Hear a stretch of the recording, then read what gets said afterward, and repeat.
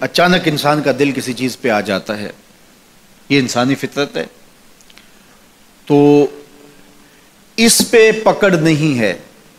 صوفیہ کہتے ہیں کہ تمہارا دل اتنا صاف ہو کہ تمہارے دل میں یہ بات بھی نہ آئے، غنا تمہیں نصیب ہو جائے، لیکن اس کے باوجود ہم بشر ہیں، کمزور ہیں، تو کسی شخص کے پاس کوئی چیز دیکھی اور للچا گیا دل اس کی طرف،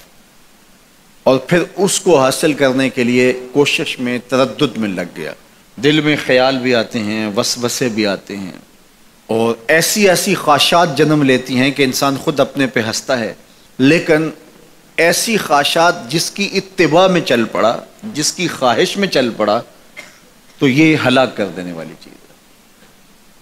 آرزو کا پیدا ہو جانا، حتیٰ کہ آرزو تو آرزو رہی، وسوسے کے پیدا ہو جانے پر بھی پکڑ نہیں ہے اگر اس کی اتباع نہ کی جائے۔ صحابہ نے حضور سے عرض کیا، حضور ہمیں ایسے وسوسے آتے ہیں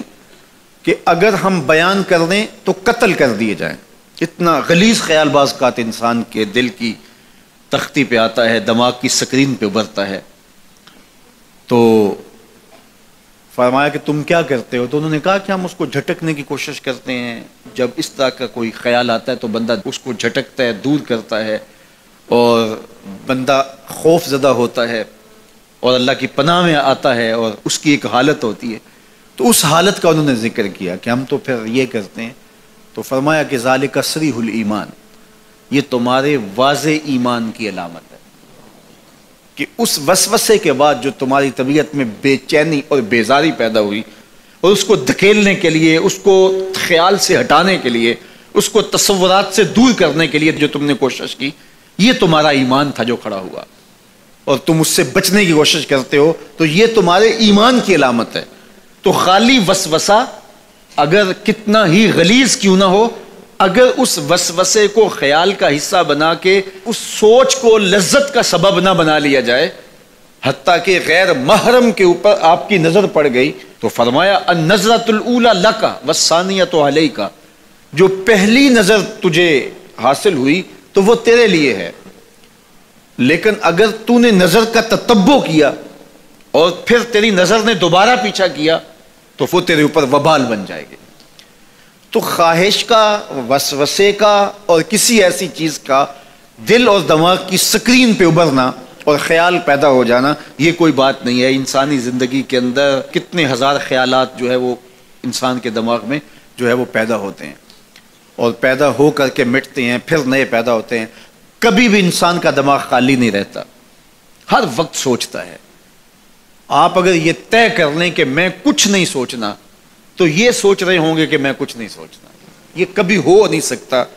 کہ آپ کا دماغ ہو اور اس کے اندر جو ہے وہ کوئی خیال نہ چل رہا ہو، ہزاروں لاکھوں خیالات کا ایک ہجوم گزرتا ہے۔ تو انسان کا دل، دماغ اس طرح بھاگتا ہے۔ آپ اچھے لوگوں میں رہیں گے تو خیالات پاکیزہ ہوں گے۔ دیکھیے، آپ گندگی کے ڈھیر سے گزر رہے ہوں گے تو خیالات اسی طرح کے ہوں گے نا، اور اگر پھولوں کی روش سے گزر رہے ہوں گے، صحن چمن سے گزر رہیں گے تو خیال اس طرح کے ہوں گے نا۔ آپ جو ہے وہ کسی بازار سے گزر رہے ہوں گے تو خیال اس طرح کے ہوں گے، اور مدینے کی گلی سے گزر رہے ہوں گے تو پھر خیال اسی طرح کے ہوں گے نا۔ اس وقت آپ کے خیالوں کی دنیا کسی اور جہاں میں آباد ہے، اس لیے کہ آپ رسول اللہ کا فرمان سن رہے ہیں، لیکن اگر آپ کے سامنے کو گویہ غزل گا رہا ہو تو پھر خیال کی وادیوں میں بھٹک کے کہیں آپ اور کھڑے ہوں گے۔ اب بات حضور کے فرامین کی ہو رہی ہے تو تصور پھر گنبد خضرا کے مکی کا ہی ہوگا نا، تصور تو پھر شہر حبیب کا ہی ہوگا۔ لیکن اگر آپ باتیں دوسری جانب کی کر رہے ہوں تو تصور پھر ادھر جاتا ہے، اور اسی لیے ہمارے علماء نے کہا کہ گانے کی طرز پہ نعت نہیں پڑھنی چاہیے، اس لیے کہ گانے کی جو معروف طرز ہوگی، جب اس طرز پہ نعت پڑھی جائے گی تو سن آپ نعت رہے ہوں گے، طرز سے آپ کے دماغ اور آپ کے خیالات بھٹک کے کہیں اور چلے جائیں گے۔ اس لیے یہ گوارا ہی نہیں ہے کہ ذکر رسول اللہ کا اور خیال کہیں اور جا رہا ہو، خیال آوارہ ہو اور بھٹک رہا ہو، جب تذکرہ حضور کا ہو رہا ہو تو خیال بھی گنبد خضرا کے مکی کا ہی ہونا چاہیے۔ تو یہ بات ذہن میں رکھیے گا کہ یہ انسانی زندگی کے اندر انسان کا خیال بھی بھٹکتا ہے، سوچیں بھی بھٹکتی ہیں، دل میں بھی کئی کچھ آتا ہے، لیکن پکڑ اور گرفت اس وقت ہوتی ہے جب انسان اس خیال پہ اپنے آپ کو اس راہ پہ ڈال دیتا ہے۔ لالچ کا پیدا ہونا بھی